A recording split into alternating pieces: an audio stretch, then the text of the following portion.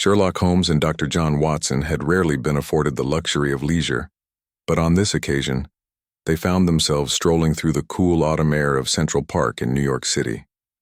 Their footsteps echoed softly on the cobbled path, mingling with the occasional rustle of leaves falling from the trees above. A crisp breeze swept through the park, a gentle reminder of the coming winter. The two men walked side by side, enjoying the peace that had eluded them in their usual fast-paced life.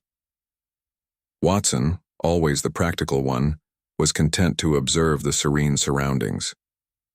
He had grown accustomed to the constant hum of activity around Holmes, but today, his friend appeared to be in a rare moment of quiet reflection. Holmes was unusually silent, lost in his thoughts. For once, the detective did not seem eager to engage in conversation, and Watson for once was content to let him be.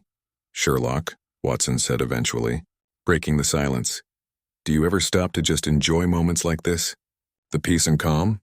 Holmes looked at him sharply, as though he had only just remembered Watson's presence. His eyes, sharp and alert, scanned their surroundings, but he made no immediate reply. "Enjoy," Holmes repeated, as if testing the word on his tongue. "I suppose I do in my own way, Watson. But my mind is always occupied. The world does not pause, and neither can I." Watson chuckled softly, though he knew that Holmes's view on life had little room for idle leisure. It was moments like these, rare, fleeting moments of stillness, that made Watson appreciate the occasional silence. He knew all too well that the next case, the next adventure, was never far behind. They walked further into the park, and Watson was just about to ask about the latest newspaper article Holmes had been reading when something unusual caught his eye. Up ahead near a large oak tree, a small crowd had gathered. At first, Watson thought it was a simple gathering of tourists or locals, perhaps enjoying a break from the busy city streets. But as they approached, he saw that the mood was not one of casual curiosity. There was something darker in the air, an unspoken tension. Holmes noticed the shift in atmosphere immediately. His eyes narrowed and his posture grew more alert. Without a word, he quickened his pace, signaling to Watson to follow. As they neared the group, Holmes's sharp mind had already begun piecing together the elements of the scene in front of them. The crowd parted slightly as they arrived. At the source of the disturbance, a man lying motionless on the grass beneath the sprawling limbs of the oak tree. His clothes, a well-tailored dark suit, seemed out of place in the park's natural setting. The man was older, perhaps in his mid-40s, with graying hair and a pale complexion that suggested he had been lying there for some time. His hands were folded over his chest and his expression was peaceful, almost serene. Yet there was something profoundly unnatural about his stillness. Watson leaned down for a closer look. "Good heavens," he murmured, his medical instincts immediately kicking in. "This man is dead, Sherlock." Holmes nodded slowly, his eyes scanning the body with a precision that was almost mechanical. "Yes, Watson, I've noticed. But there is more to this than meets the eye." As Holmes knelt beside the body, Watson stepped back to give him space. The crowd, now sensing the gravity of the situation, had fallen into an uneasy silence. A few people murmured among themselves, but no one dared to approach the scene. It was clear that whoever this man was, he had not died by natural means. "Holmes, what do you think?" Watson asked, his voice lowered. "There is something strange about this," Holmes said, his voice calm but firm. "The lack of visible wounds is troubling. No signs of violence, no struggle. Yet I can smell something subtle. A trace of poison, perhaps. I need to examine the surroundings more closely." Holmes stood, his sharp eyes scanning the area. He took a few steps back, inspecting the ground around the body, noting the crushed leaves and disturbed soil. The grass beneath the man had been flattened, but there were no signs of a struggle. It was as if the victim had been placed carefully, almost ceremoniously, in this spot. His gaze flickered to the nearby bench where a discarded newspaper lay. Something about it seemed out of place, as though it had been left there deliberately. Holmes approached it and picked it up. The headline read, "Mysterious disappearances continue to plague the city." Beneath the headline were several smaller stories detailing unexplained events in New York, though none of them seemed to directly correlate with the current situation. "Interesting," Holmes muttered to himself. "This man, whoever he is, might be connected to something larger." Watson joined him at the bench, his curiosity piqued. "Do you think it's an accident, Sherlock? Or something deliberate?" Holmes's eyes narrowed as he turned his attention back to the body. Deliberate, Watson. This is no accident. As Holmes knelt again, he noticed a small detail that the others had missed. On the palm of the victim's right hand, etched faintly into the skin, was a symbol.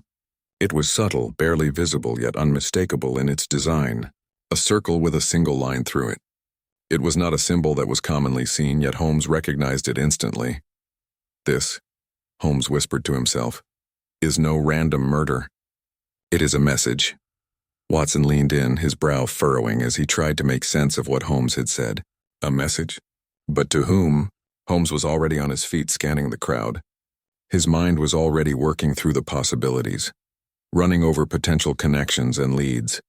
The symbol, the peaceful appearance of the body, the sense of deliberate placement, it all pointed to something far more sinister than a simple murder. I will need to examine this man's belongings. Watson, Holmes said, already moving toward the victim's pockets. He deftly searched the dead man's coat, pulling out a small crumpled piece of paper. Holmes unfolded it carefully, reading the hastily written words. The game is afoot. You are too late. The words sent a chill down Watson's spine. He had read many cryptic messages in his time with Holmes, but this one felt different. It was taunting, almost mocking in its brevity. Holmes, however, seemed unfazed by the cryptic note. He merely nodded to himself, as if the message had confirmed something in his mind. This is no ordinary case, Watson, Holmes said, his voice laced with a growing sense of urgency. This is the work of a criminal mastermind, someone who enjoys playing games with the law, and we have just become their newest players.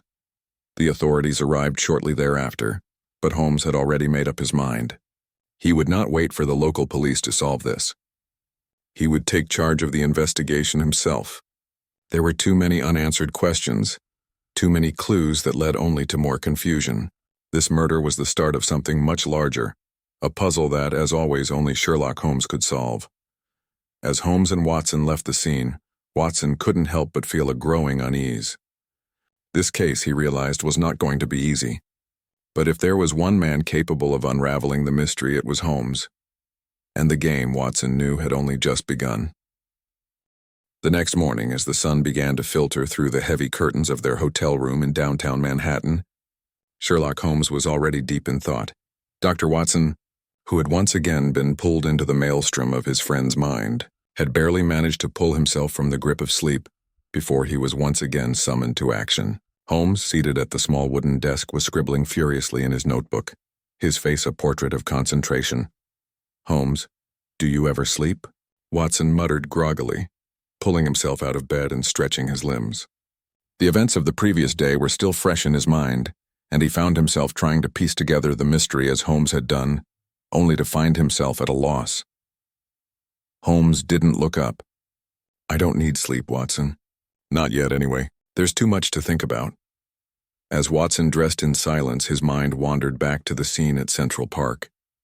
The image of the man lying there, so serene yet unmistakably lifeless, had not left him, nor had the cryptic note. The game is afoot. You are too late. The phrase echoed in his mind, but he had no idea what it meant. Holmes, however, seemed to know exactly what it signified, and that made Watson uneasy. Holmes, Watson ventured cautiously, do you have any idea who might have left that message? The note, what does it mean? Holmes looked up briefly, his eyes sharp and calculating. A simple message, Watson, yet one full of implications. To be too late is to be caught in the wake of something that's already begun. We were already in motion the moment we set foot in Central Park. The game has started, but we've only just arrived on the board. But who are we playing against? Watson asked, feeling the familiar tension tighten in his chest. Holmes's lips curled into a slight smile, but it wasn't one of amusement. It was more a gesture of recognition, a small acknowledgement that Watson's mind was now on the right track. A player of considerable intellect, Watson. Someone who thinks they are always 3 steps ahead, but we shall see if they are truly as clever as they believe. With that, Holmes snapped his notebook shut and stood, as though the answer had already begun to form in his mind. Watson, ever the loyal companion, was quick to follow. They made their way to the police station where Detective Thomas Hayes was awaiting them. The detective had been the first to arrive on the scene of the murder and had offered his assistance to Holmes, though it had been clear from the start that Hayes was not entirely comfortable with Holmes's unorthodox methods. Still, in the face of such a baffling case, Hayes was willing to defer to the expertise of the great detective. As they entered the small, cluttered office, Hayes stood up and greeted them with a terse nod. "Mr. Holmes, Dr. Watson," he said, his tone professional, though tinged with a hint of frustration. "I assume you've got some leads?" Holmes wasted no time in getting to the heart of the matter. "We need the victim's personal effects, including any identification, correspondence, or unusual items that might help us understand his background." Hayes looked at him curiously, but quickly nodded. "We've already found his wallet, but there's nothing unusual there. Just a few cards, some cash. No identification to speak of. No driver's license, nothing. It's like he didn't exist." "That's the first piece of the puzzle, then," Holmes said, tapping his fingers together thoughtfully. "He was deliberately erased, but why? Was he trying to hide something? Or was someone else trying to erase him?" Watson watched as Holmes fell into his characteristic rhythm, thinking out loud as he pieced together the fragments of the case. The more Holmes spoke, the more Watson began to realize the depth of the mystery they were involved in. "We've traced the victim's movements over the past week," Hayes continued, breaking into Holmes's thoughts. He'd been staying at a small hotel in the city, and he checked out just the day before he was found dead. He was a solitary figure, kept to himself mostly. No witnesses, no friends, not much to go on. Was he in contact with anyone? Holmes asked sharply, his gaze fixed on Hayes. There were a few phone calls, mostly from a private number. But they all ended abruptly. No messages, no recorded conversations. "That's not helpful," Watson muttered under his breath, but Holmes wasn't deterred. He was already moving, his mind racing ahead. "We need to look into the people he was in contact with. Whoever they are, they know more than they're letting on." Holmes's attention then shifted to the rest of the evidence, scanning through the photographs taken at the crime scene. The surroundings were typical of Central Park, but something about the positioning of the body stood out to him. It wasn't just the man's posture, it was the way the body had been placed near that particular oak tree. Everything about the scene spoke of deliberate intention, not a random act of violence. Whoever had left the body knew exactly what they were doing. Holmes's mind turned toward the symbol on the man's palm once again. It had been faint, almost imperceptible, but it was there, the symbol of a circle with a line through it. He'd seen something similar before, and his memory, sharp as ever, began to dig through his vast archive of knowledge. The circle, he thought. Yes, it had to be connected, but how? "What do you know about a group called the Circle, Hayes?" Holmes asked suddenly, his tone intense. "The Circle?" Hayes echoed, his brow furrowed. "Never heard of it." What is it? "It's a secret society, or at least it used to be," Holmes said, his voice lowering. "They operate in the shadows. Wealthy, influential figures who prefer to remain in the background, pulling strings, controlling the underworld. They have a tendency to leave symbolic marks like the one on our victim's hand. It's possible the man you found was one of their enemies." Hayes looked skeptical but intrigued. "A secret society in New York? Are you suggesting this murder is tied to some criminal organization?" "I'm not suggesting, I'm stating," Holmes replied coolly. "This man's death is no coincidence. He was silenced before he could reveal something connected to powerful individuals." Watson watched as Holmes's mind moved through the investigation like a chess master, seeing connections where others saw only empty space. It was both impressive and at times unnerving. "We'll need to start with the victim's hotel," Holmes decided. "Perhaps we'll find something there, an overlooked detail, a person of interest, anything. We'll also need to investigate that phone number. If it was private, it could be a crucial link." Detective Hayes nodded, albeit reluctantly. "I'll get my men on it, but I have to warn you, Mr. Holmes. If this leads where I think it does, we're talking about people with power. Dangerous people." Holmes turned to Watson, his eyes gleaming with the promise of a new lead. "Power is often the most fragile thing, Watson. And the more powerful someone believes themselves to be, the more fragile they become. Let's go." As the three men made their way out of the police station, the weight of the case hung heavy in the air. Holmes was already several steps ahead in his mind, tracing out the web of connections that had led them to this point. But Watson couldn't shake the feeling that this case was about to spiral into something far darker and more dangerous than they could have ever anticipated.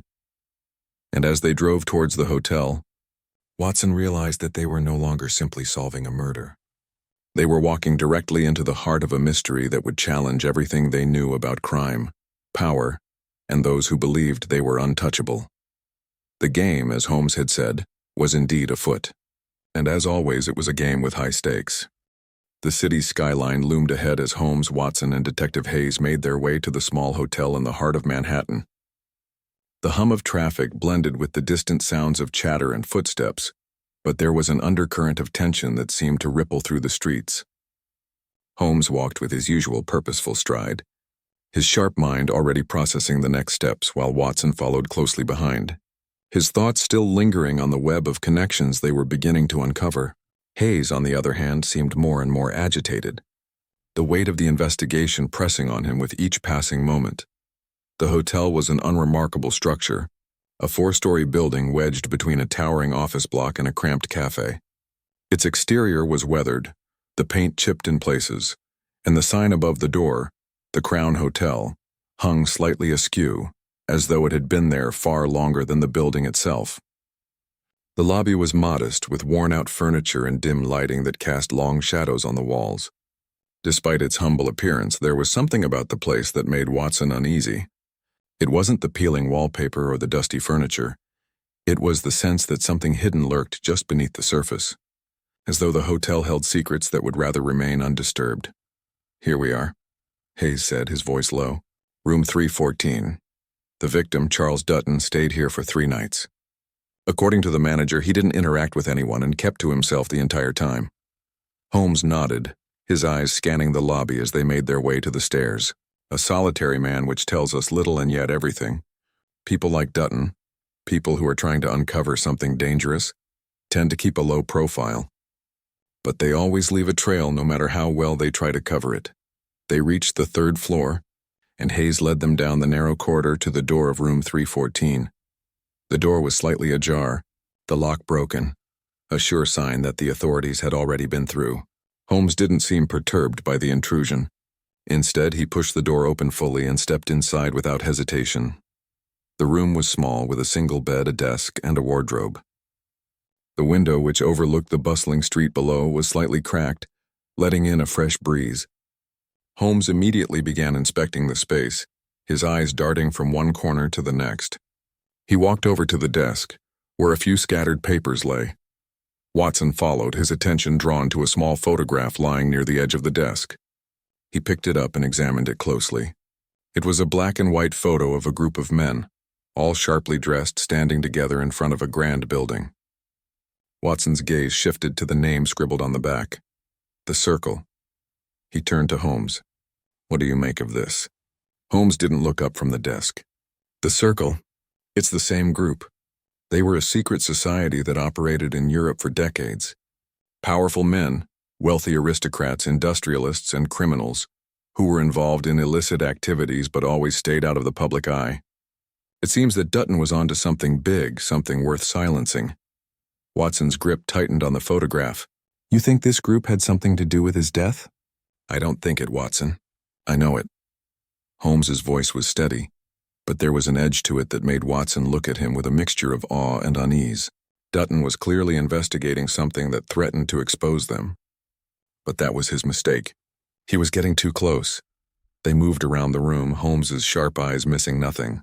He opened the wardrobe, searching through the few items of clothing hanging there, but nothing seemed out of place. It was only when he pulled open the drawer of the small desk that something caught his attention. A thin, leather-bound notebook lay tucked in the corner, hidden beneath some papers. Holmes flipped it open, his fingers moving quickly over the pages. The handwriting was neat but hurried, as though the writer had been trying to document something before it was too late. "It seems our victim was indeed working on something," Holmes said, scanning the notes. "Here, the Circle's influence spreads beyond Europe. They've infiltrated the upper echelons of American society, names in high places. It's no longer just about power. It's about control. If I can prove it," Holmes paused, his gaze sharpening as he read the next line. "They know I'm onto them. They won't stop until I'm silenced." Watson's stomach tightened. He was in real danger, and he knew it. Holmes closed the notebook with a snap, the air around them feeling colder now. Dutton's investigation was getting too close to the truth. He may have thought he could expose them, but the Circle is not something you can bring down with a few well-placed words. He should have known better. But how did they know he was investigating them? Watson asked. Could he have been watched? Holmes didn't answer immediately. Instead, he walked to the window, his eyes narrowing as he gazed out at the busy street below. People like Dutton don't work alone. They have allies, informants, perhaps even sympathizers in positions of power. Someone in the shadows was feeding information to the circle. A sudden thought struck Watson. The cryptic note, the one we found on his body. It said, "You are too late." Could it be that he was being warned? That he had already crossed a line? Holmes turned to face him, his expression pensive. I believe it was both a warning and a challenge. Too late suggests that the game had already begun. Whoever left the note knew that Dutton was close, but also knew he was already beyond saving. A knock at the door broke their conversation. Hayes entered, his expression tight. Mr. Holmes, we've found something else. Holmes straightened, his attention immediately focused. What is it? Hayes handed him a small sealed envelope. This was in Dutton's suitcase.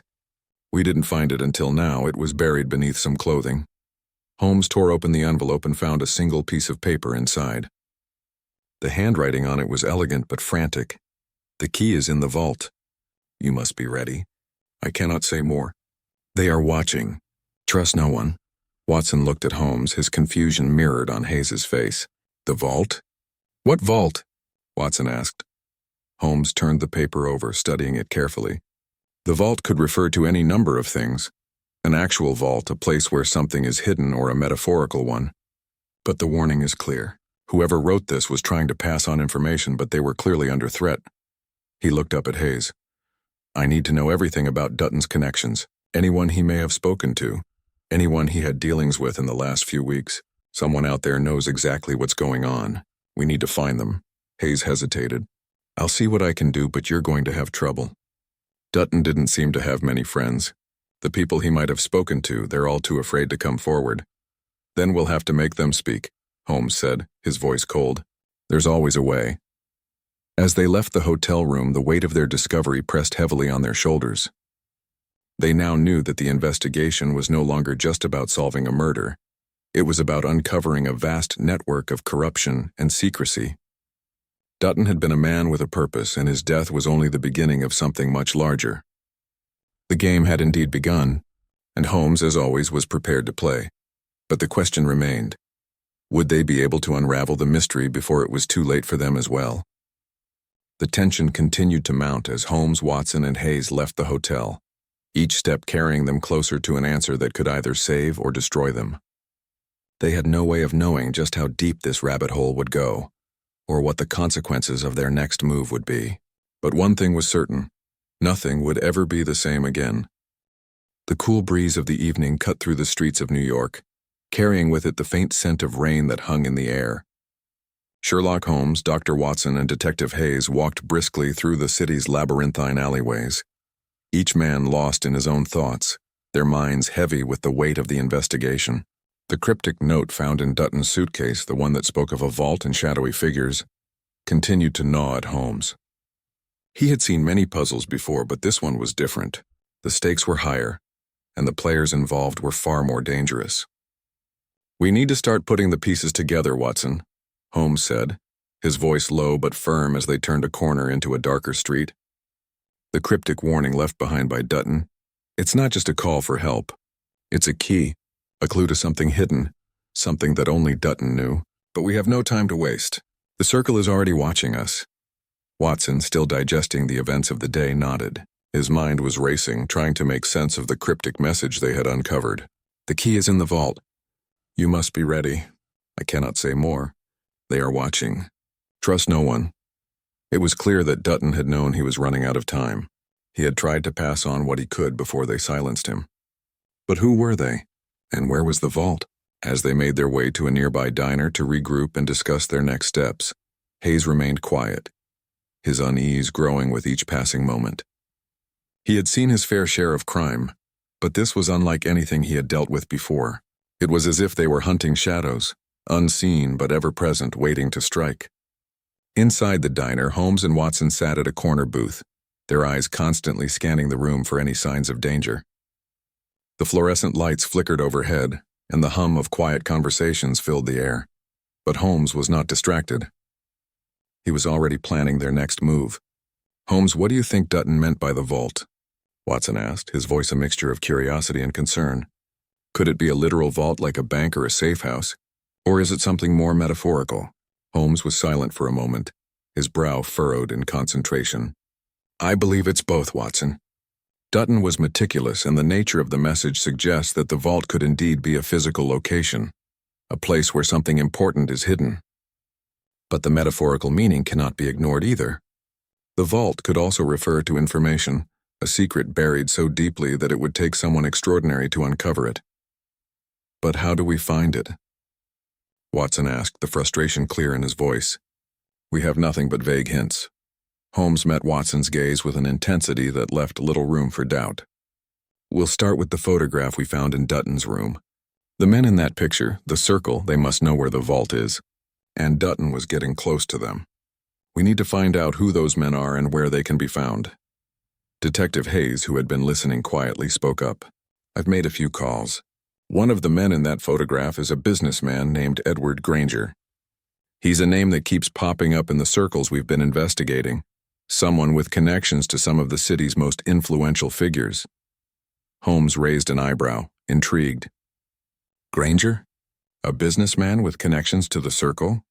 "That's right," Hayes confirmed. "He's involved in several high-profile deals, but he's known to keep a low profile. Some say he's behind a number of shady dealings, though no one's ever been able to prove anything." "Interesting," Holmes said, a smile playing at the corners of his lips. "It seems our next step is clear. We'll pay Mr. Granger a visit." The next morning, Holmes, Watson, and Hayes arrived at the address provided by the detective. It was a grand, imposing building in the heart of the city, an old mansion with a facade that spoke of wealth and power. The wrought iron gates were high and unwelcoming, and the estate was surrounded by thick hedges, giving it an air of mystery. Holmes stood for a moment, studying the building with a piercing gaze. "Granger's home is a fortress, Watson," Holmes said, his voice low. "But even the most secure fortress has its weaknesses." Hayes, who had been noticeably tense throughout the morning, spoke up. "You're sure this is the right place? I mean, the man's dangerous. He has connections, powerful ones. If he's involved with the circle, we might be walking into a trap." "We've already walked into the trap, Hayes," Holmes said flatly, turning to face him. "It's simply a matter of deciding whether we can outsmart the ones who set it." With that, Holmes led the way through the gates and up the long path to the mansion's front door. The butler who answered the door was tall, stoic, and dressed in a perfectly tailored suit, his expression giving away nothing.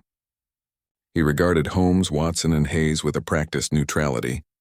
"Mr. Granger is not available at the moment," the butler said, his voice calm but firm. "I'll have to ask you to come back at a more convenient time." Holmes's eyes never wavered as he stepped forward, his voice smooth yet commanding. "Tell Mr. Granger that Sherlock Holmes and Dr. Watson are here to discuss a matter of great importance. It will not wait."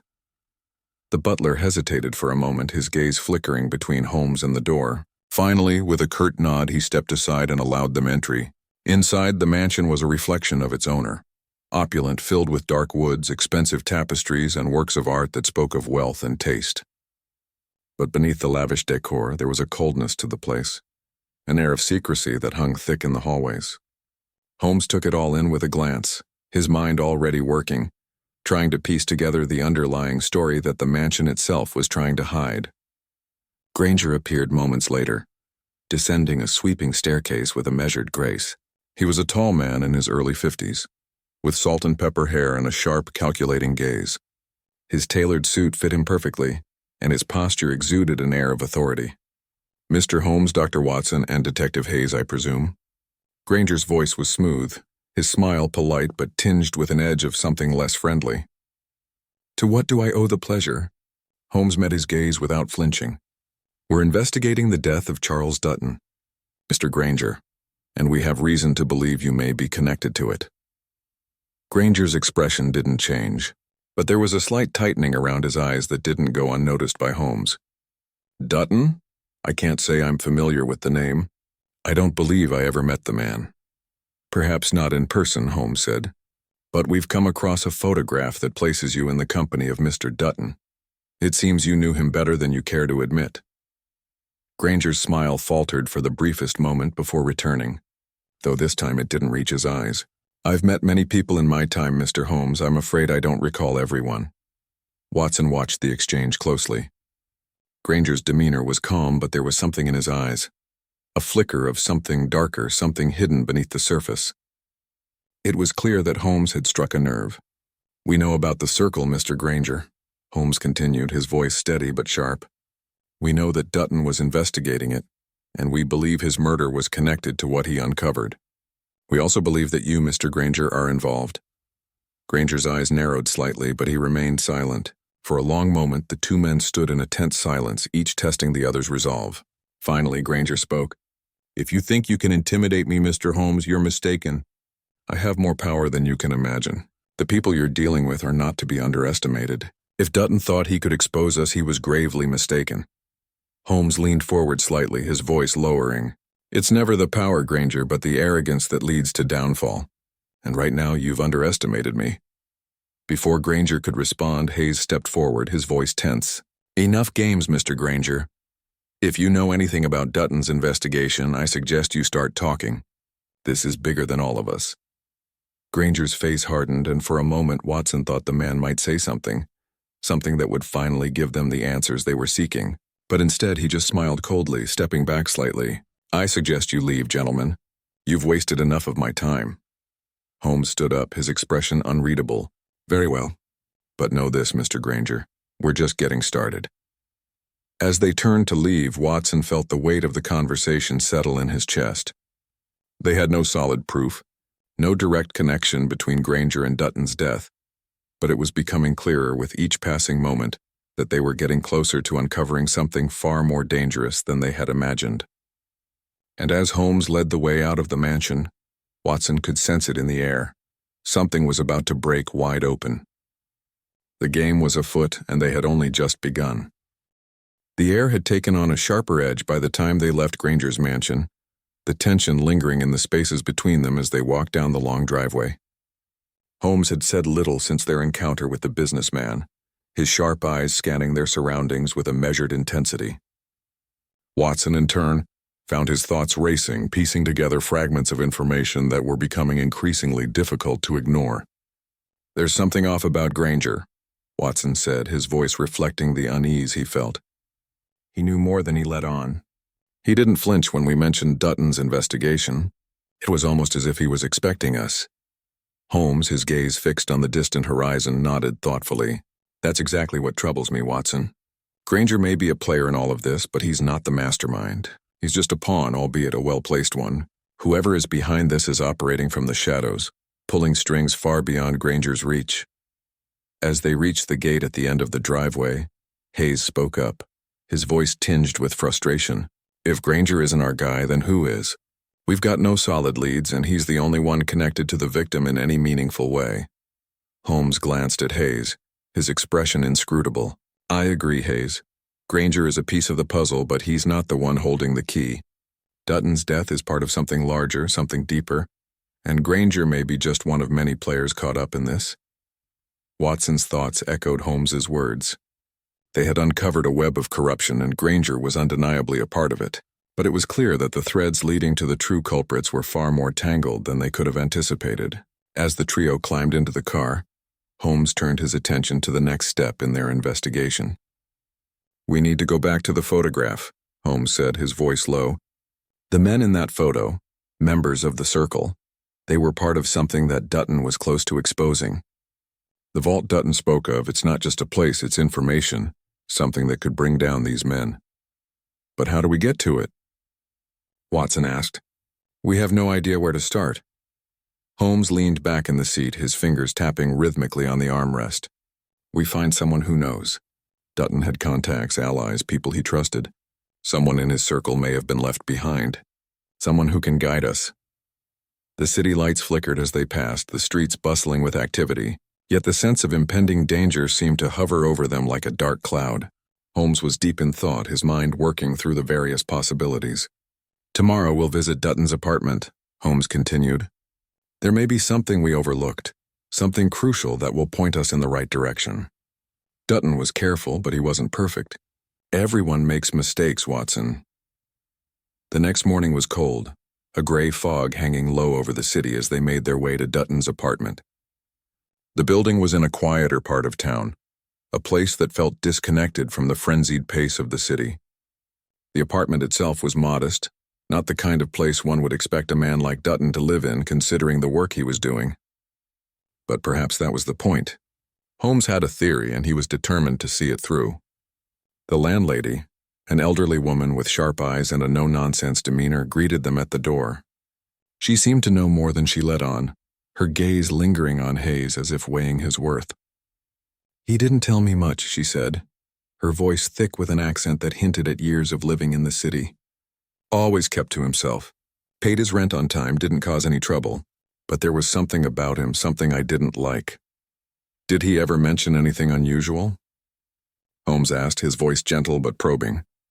The woman hesitated, her hand twitching slightly as she adjusted the shawl draped over her shoulders. "There was a man who came around a few times. Tall, well-dressed, always at odd hours. And then there were the late-night phone calls. I don't know who he was talking to, but I overheard bits of conversation. It was always about something secretive, something dangerous." Holmes's eyes narrowed. "Do you have a name? Or a description?" She shook her head. "I didn't get too close. But he was intimidating. Not someone you'd want to cross." Holmes turned to Watson, his expression thoughtful.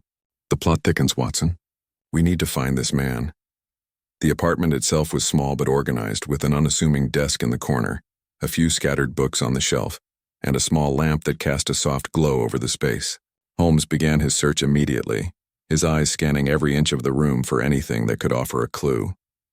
As Watson observed, he couldn't help but feel that the place held secrets of its own. The walls were bare except for a few framed photos of Dutton in his youth. Unremarkable, ordinary photos that told nothing of the man's true life. But as Holmes sifted through the papers on the desk, his movements grew more deliberate, his mind piecing together the puzzle. "There's something here," Holmes muttered, pulling open a drawer that had been left slightly ajar. Inside there were several folded documents, each one stamped with a wax seal. They were old, weathered at the edges, and appeared to be legal papers. Holmes carefully unfolded one, his brow furrowing as he scanned the contents. "This is a record of a trust," Holmes said, his voice heavy with realization. "A trust that was set up years ago. Dutton was the beneficiary, but look here. This trust was tied to an offshore account, one that was linked to several prominent names in New York's elite circles. It's a money laundering operation, Watson." Watson leaned over to look at the papers, his pulse quickening. This could be it. This is the kind of information Dutton would have used to expose the circle. Holmes didn't reply immediately. Instead, he turned the page, his eyes scanning the fine print. There, buried within the text, was a reference to something that caught his attention. Vault 27. The mention of a vault sent a shock through his mind. It wasn't just a figurative vault, it was a real one. The circle had been hiding something there, something valuable, and Dutton had been getting closer to uncovering it. "This," Holmes said slowly, his voice tinged with excitement, "is the key we've been looking for." Watson could feel the tension rise between them. If they were right, and the vault was a physical location tied to the money laundering operation, it could hold the answers to Dutton's murder, and the heart of the circle's power. But there was a catch. The vault, if it existed, was likely hidden deep in the city, guarded by layers of secrecy and protection. Getting to it wouldn't be easy. "We need to move quickly," Holmes said, snapping the papers shut. "Whoever is behind this will be watching us. Dutton may have left a trail, but we need to be careful. Every step we take could bring us closer to danger." The weight of the moment pressed down on them as they left the apartment. The pieces of the puzzle were falling into place, but the path forward was fraught with uncertainty. The vault was within reach, but getting to it would be a challenge unlike any they had faced before. Holmes turned to Watson, his eyes gleaming with determination. "The game, Watson, is far from over. We've uncovered one secret, but there are many more to follow. The circle will stop at nothing to protect their power, but we're going to expose them. We'll find that vault and whatever is hidden inside." As they walked into the night, the city around them seemed to hold its breath, as if waiting for the inevitable confrontation. The stakes had never been higher, and the danger had never felt more real. But for Holmes, the thrill of the chase was what kept him moving forward. It was a game of strategy, of wit, and in the end, only one player could win. And Holmes was determined to be the one to outsmart them all. The quiet hum of the city at night surrounded them as Holmes, Watson, and Hayes made their way through the winding streets, the cool air filled with an ever-present tension. Holmes held the papers they'd uncovered in Dutton's apartment tightly in his hand, the significance of the mention of Vault 27 weighing heavily on his mind. The game, as Holmes had said, was nearing its climax, but they were still missing so much. As they approached the car, Holmes looked over the papers one last time, his mind already working through the next steps. The vault is real, Watson. There is no doubt about it. Dutton had begun to uncover something monumental, and whatever is hidden there could very well be the key to everything. Watson, ever the pragmatist, furrowed his brow. But if this vault is so important, why hasn't anyone tried to move whatever is inside it? Why leave clues for Dutton to find? Holmes paused, the question catching him off guard for just a moment. That's the very thing we need to understand, Watson. Dutton was getting close, but perhaps he wasn't meant to get all the way. Whoever is behind this, the true mastermind, they wanted him to find the vault. They wanted him to get close enough to make it dangerous, but not enough to expose them entirely. Dangerous for Dutton, Watson pointed out. Precisely, Holmes replied, a flicker of admiration in his eyes for Watson's ability to see the bigger picture. The Circle knew that if Dutton succeeded, they would be exposed. But they miscalculated his determination. Watson nodded thoughtfully, but his mind was still on the larger question, and now they know we're after it. We're too close, Holmes. If we don't get ahead of them, we might never make it to the vault. That's why we move quickly, Holmes said, his voice sharp. We need to figure out where the vault is, and we need to do it before they cover their tracks. The next morning, they met at a quiet cafe near the docks, away from the prying eyes of anyone who might be watching. They needed a plan, something concrete to lead them toward Vault 27. Holmes had been combing through the papers and cross-referencing the names and locations that appeared in Dutton's notes. There had to be something they missed, a thread they hadn't pulled yet. I believe we need to return to the Circle, Holmes said, leaning in close to Watson. Granger's connections, these are the men we need to focus on. We have a few key names, and they are all tied to the high society of New York. It's a matter of finding the weakest link. Hayes, who had been uncharacteristically quiet, shifted in his seat. You're not suggesting we confront them directly, are you? These men have power, influence. They won't just give us answers. Holmes's gaze was unwavering. No, we won't confront them, but they will come to us. The Circle is not a loose network. It's an organized, tight-knit group. They won't sit idly by as we get closer to their secrets. We'll let them think they're in control. And how do you propose we do that? Watson asked, his voice tinged with skepticism. Holmes's lips curled into a faint smile. We use their own game against them. We have something they need, and we'll make them come to us. The plan began to take shape over the next several hours, as Holmes meticulously laid out the steps they would take. The first part of the strategy was deceptively simple. Make it known that they had information, vital, dangerous information, about the Circle's activities. This would lure their enemies out into the open. The second part involved using an old acquaintance of Holmes, someone with connections in the underworld, a former associate who owed him a favor. Holmes made the call. The man on the other end of the line answered with the gruff, almost bored voice that Holmes had expected. Holmes, it's been a while. What do you need? A meeting, and it needs to be discreet. Later that evening, they met with the informant, a man named Samuel Briggs, in a seedy bar near the edge of the city. The room was dimly lit, the air thick with cigarette smoke and the faint scent of whiskey. Briggs was a rough man in his mid-40s, wearing a leather jacket and a hat that shadowed his face. He didn't smile as he saw Holmes and Watson approach. Thought you'd show up eventually, Briggs said, his voice low and gravelly. Got something to sell, or you just want to chat? Holmes wasted no time. We need information about Vault 27. The Circle is involved. We know they've been operating a money laundering scheme, and we're getting close to uncovering it. Briggs raised an eyebrow, clearly intrigued. That's big stuff, Holmes. You sure you're not biting off more than you can chew? We've already come too far, Holmes replied, his voice steady. You've got connections, Briggs. You know people in the right places. We need to find out who's handling Vault 27. Someone high up, someone who knows the real story. Briggs leaned back in his chair, his hands folded in front of him. You're not looking for a rat, Holmes. You're looking for a ghost. Whoever's running this, he paused, eyeing Holmes carefully. They're smart. Real smart. They keep to the shadows, and they don't leave anything behind. We've already found part of the trail, Holmes said, his tone firm. You just need to help us finish it. Briggs studied him for a long moment before giving a small, almost imperceptible nod. All right, I can get you started. But once you're in, you're in. No turning back. The next day, Holmes, Watson, and Hayes found themselves standing in front of an unmarked warehouse on the outskirts of the city. Briggs had given them a lead. A man who worked for the Circle, a courier who might know the location of Vault 27. The building was abandoned, or at least appeared to be. But Holmes wasn't fooled. Everything was set up too neatly. It was a trap, yes, but it was a trap that they needed to walk into.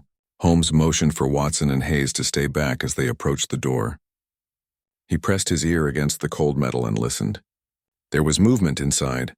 Low murmurs, the sound of footsteps echoing on concrete floors. It was the sound of something in motion, a piece of the puzzle waiting to be turned.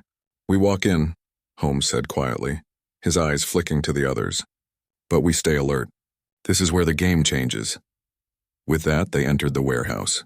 Inside, the atmosphere was heavy with the promise of confrontation. The dim light from a few flickering bulbs cast long shadows, the air stale with the smell of dust and rust. They moved cautiously, step by step, until Holmes raised his hand, signaling them to stop. Ahead, a figure emerged from the shadows, a man dressed in black, his face hidden by the brim of a hat. You've come, the man said, his voice low but not threatening. I've been expecting you. Holmes studied him, his eyes sharp, the puzzle pieces clicking into place. We're here for the information you have on Vault 27. I suggest you make this easy. The man chuckled, the sound hollow in the vast space. Easy? Nothing about this is easy, Holmes. You've stepped into something far deeper than you realize. Before Holmes could respond, the sound of footsteps behind them froze them all in place. More figures appeared, emerging from the shadows like ghosts surrounding them. Holmes didn't flinch. His eyes never left the man in front of him. I believe it's time we finish this. The game, it seemed, was now reaching its final round, and the stakes had never been higher.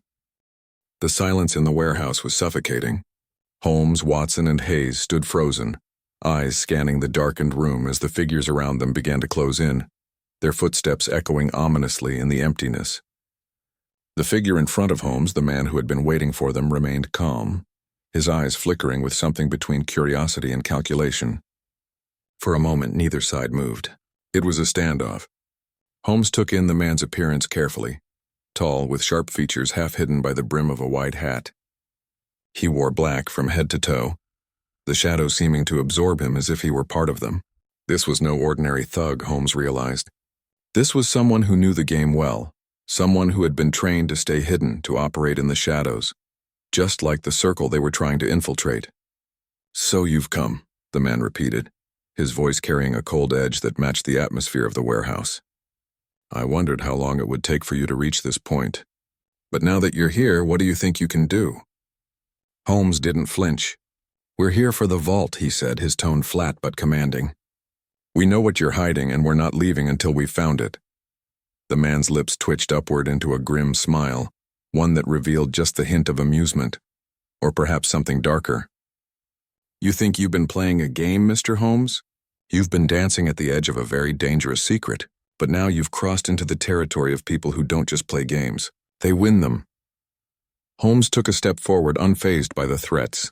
I don't play for the same stakes as you, but I'm not afraid of the danger. We've already discovered too much. You're running out of time, so unless you want to be the next person to disappear, you'll give us the information we need. The man's expression hardened. You have no idea who you're dealing with. The air around them seemed to thicken, and Holmes felt the familiar thrill of the chase surge through him.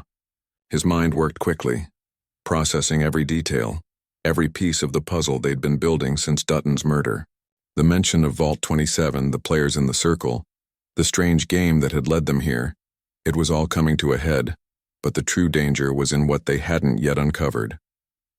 You're right about one thing, Holmes said, his voice now low, dangerous.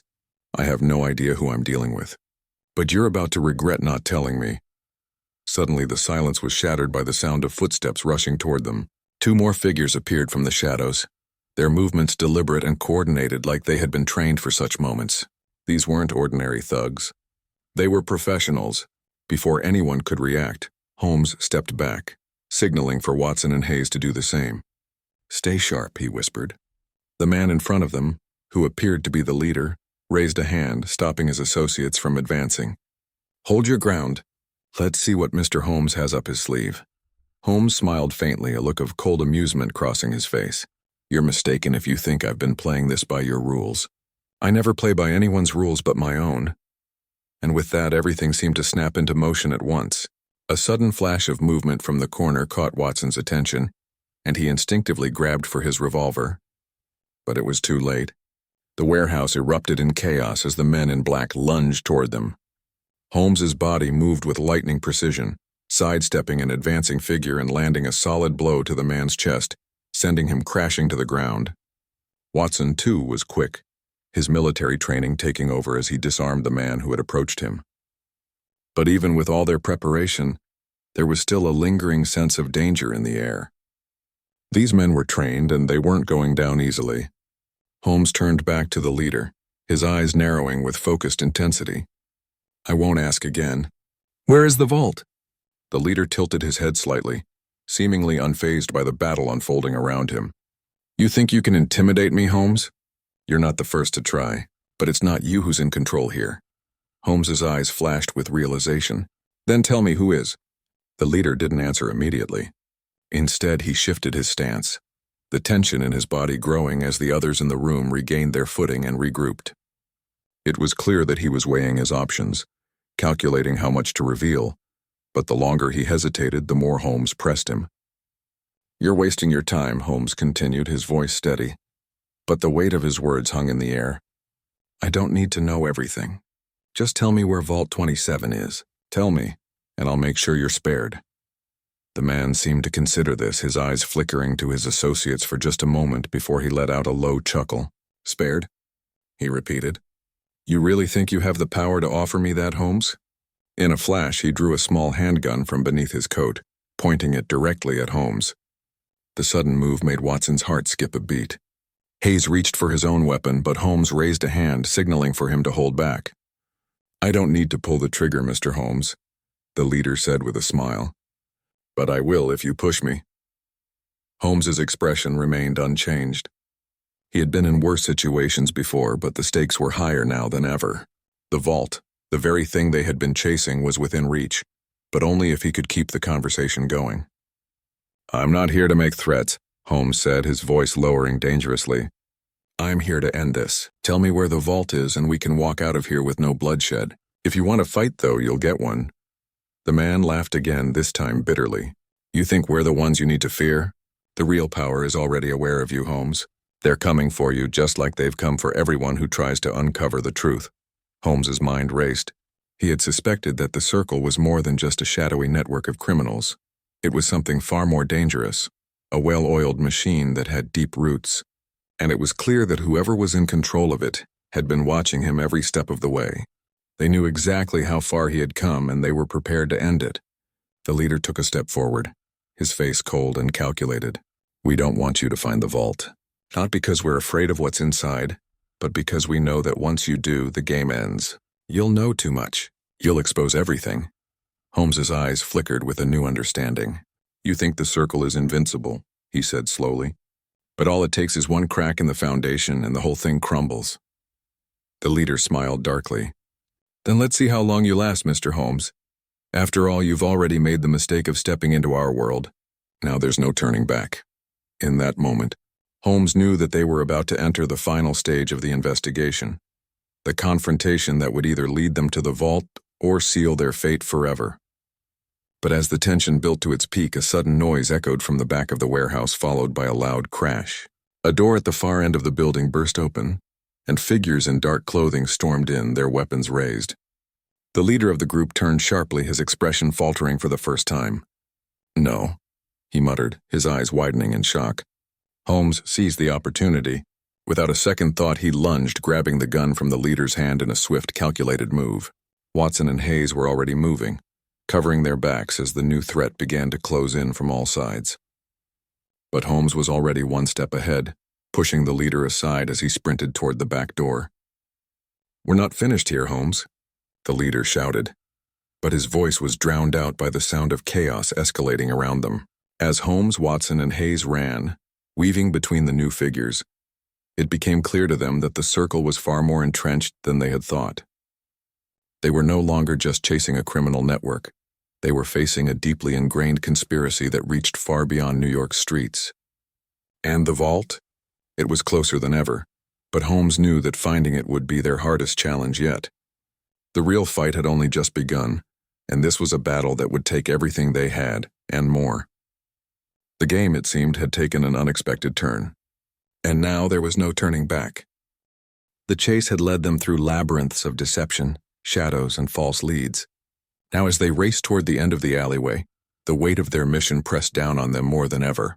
The vault, the mysterious heart of the circle's power, was within their reach, but so were the dangers that had stalked them every step of the way. Holmes, Watson, and Hayes skidded to a halt as they reached a large, steel door at the end of the alley. The sounds of footsteps and shouting behind them were growing louder, the people from the circle closing in, but Holmes held up his hand, signaling for them to stop. He knew this door. He knew this place. It wasn't just a warehouse or a hideout. It was the vault, the very thing they had been hunting for all this time. Holmes turned to Watson and Hayes. "This is it. Whatever we've been chasing, whatever we've uncovered, it's in there." Watson looked at him, a mixture of determination and unease in his eyes. "And what happens when we open it?" "What's waiting for us inside, Holmes?" Holmes didn't respond right away. His eyes lingered on the door, his mind racing as he weighed the consequences. He had always known that the Circle was more than a criminal organization. It was a network built on power, secrecy, and the manipulation of everything from politics to money. But what if, in their pursuit of justice, they had underestimated just how far the Circle would go to protect itself? "The truth, Watson," Holmes said, his voice steady. "The truth is what's inside. Everything we've been through, everything that's happened to us, all comes down to this moment. Whatever's hidden behind that door will change everything." Before Watson could respond, a low rumble of movement reached their ears.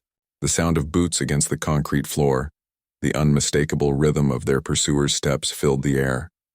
It was clear that they didn't have much time. Hayes cursed under his breath, glancing over his shoulder. "They're getting closer. Holmes, what's our play?" Holmes moved swiftly, pulling out a small set of tools from his coat pocket. He worked quickly, his fingers dancing over the lock. His mind was still focused despite the urgency of the situation.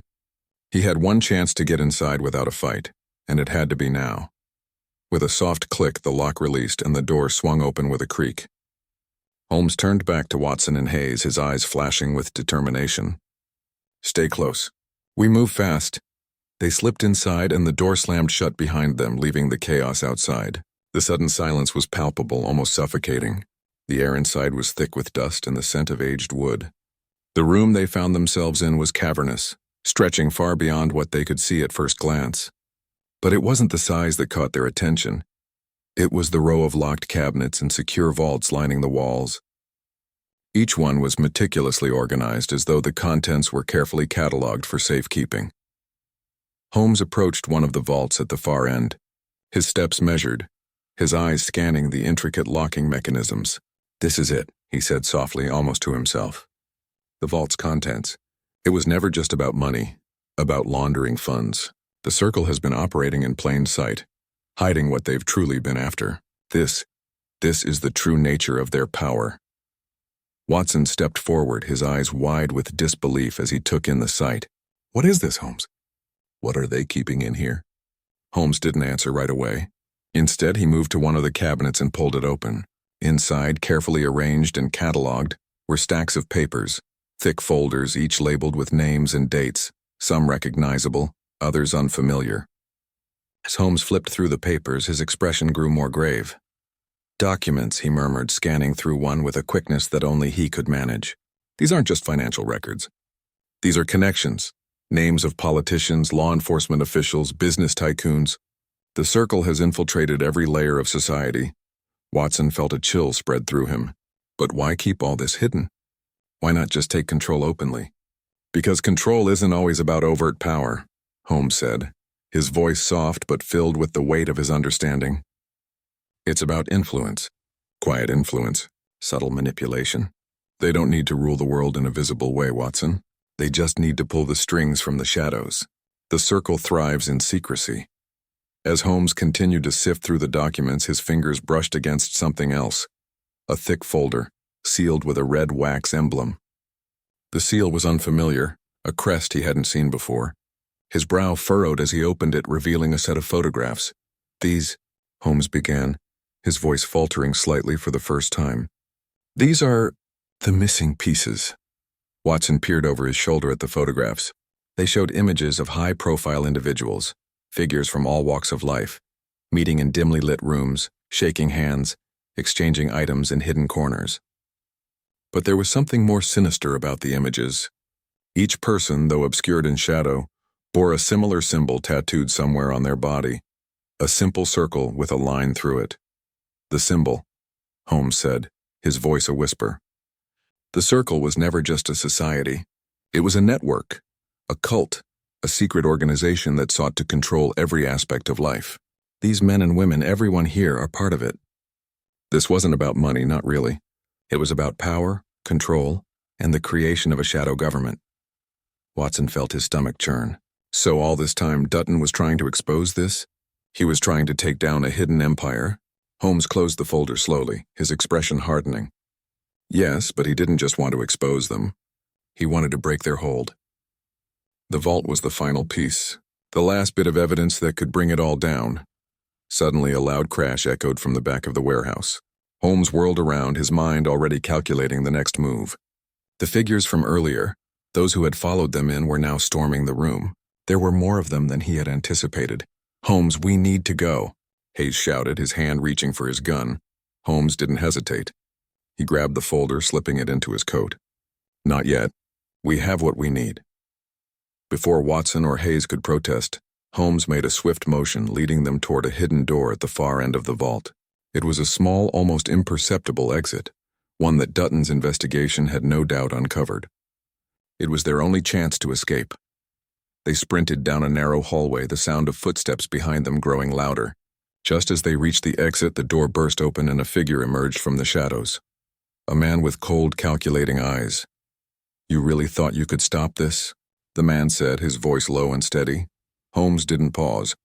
"You're too late," he said quietly. "This is over." With that, they slipped through the door, disappearing into the labyrinth of tunnels beneath the warehouse. As the door slammed shut behind them, the world above them seemed to hold its breath. The game had reached its end, but it was only just beginning for those left in the shadows. The day after their escape, Holmes stood alone in a quiet room, the folder spread out before him. Watson and Hayes had gone to arrange their next steps, but Holmes needed to reflect. The evidence was irrefutable. The circle was no longer just a myth or a whispered rumor. It was an empire built on lies, secrecy, and manipulation. And now, with their careful investigation, it was crumbling. Holmes leaned back in his chair, a slight smile tugging at the corners of his lips. The game was over for now, but the real work had just begun. And as always, it was up to him to untangle the web, piece by piece. The truth had been uncovered. But it had come at a price, and the question remained, how much of it could the world bear?